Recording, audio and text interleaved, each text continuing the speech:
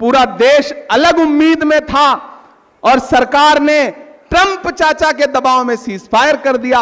अब इस पर भी सवाल पूछिए तो कहते हैं कि आप सवाल नहीं पूछ सकते। क्यों नहीं पूछ सकते? हम पूछेंगे।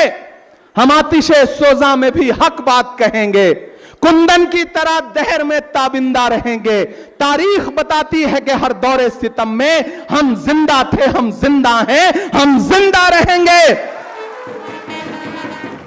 हम सवाल तो पूछेंगे।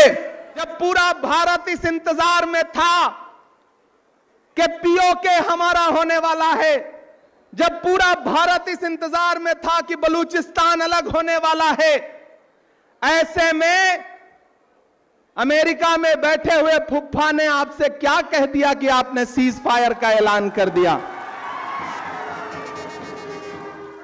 जब पूरा देश उस पड़ोसी मुल्क के आतंक पर फायर था, गुस्से में था, ऐसे में कौन सी मजबूरी थी कि डीजीएमओ ने आपसे बात की, यहां बात की और एक झटके में सीज फायर हो गया। और सीज फायर का ऐलान आपने नहीं बल्कि अमेरिका में बैठे हुए ट्रंप फुफ्फा ने किया। भारत एक संप्रभु राष्ट्र है। हम वो हैं कि जब इंदिरा गांधी जी ने पाकिस्तान के 2 टुकड़े किए, बांग्लादेश बनाया, तो अमेरिका के प्रेसिडेंट निक्सन ने कहा कि आप अपने पैर वापस खींच लीजिए, अपनी सेनाएं पीछे बुला लीजिए, वरना हमारा 7वां बेड़ा तैयार है। तब उस लौह महिला आयरन लेडी इंदिरा गांधी जी ने निक्सन से कहा था कि 7वां नहीं, 8वां नहीं, 9वां नहीं, 10वां नहीं, जो बेड़ा भेजना हो भेज दो, भारत की सेनाएं पीछे नहीं हटेंगी जब तक पाकिस्तान के 2 टुकड़े नहीं कर देंगी।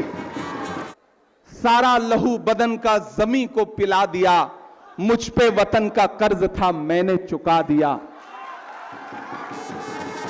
इंदिरा गांधी उस शख्सियत का नाम है कि बड़े बड़े राष्ट्र कह रहे थे कि पीछे हट जाओ। इंदिरा गांधी जी ने कहा कि जब भी भारत के जमीर और भारत के स्वाभिमान की बात आएगी, पूरी दुनिया एक तरफ खड़ी हो जाए, भारत एक तरफ खड़ा होगा, इंदिरा गांधी एक तरफ खड़ी होगी।